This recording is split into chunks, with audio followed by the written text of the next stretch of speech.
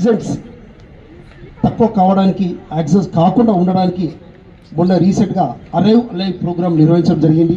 దాంట్లో చురుకుగా పాల్గొంటూ అలాగే రౌడీ షీటర్ను తగ్గిస్తూ నిజామాబాద్లో షాపులు జనరల్గా 11, 12, 1 ద్వారా కూడా ఉండేవి. సో మన ఈ సిపి గారు వచ్చిన తర్వాత షాపులు తొందరగా క్లోజ్ చేయడానికి తన సహకారం కూడా చాలా ఉంది. సో ఒకటే కాదు, ఇటు ఆధ్యాత్మికంలోనూ ఇటు క్రీడాకారులకు ప్రోత్సహిస్తూ చాలా రకాల కార్యక్రమాలు నిర్వహిస్తున్న మన ముఖ్య అతిథి శ్రీ సాయి చైతన్య ఐపీఎస్ గారు దయచేసి తన ఉపన్యాసాన్ని ఇవ్వవలసింది మనవి సార్.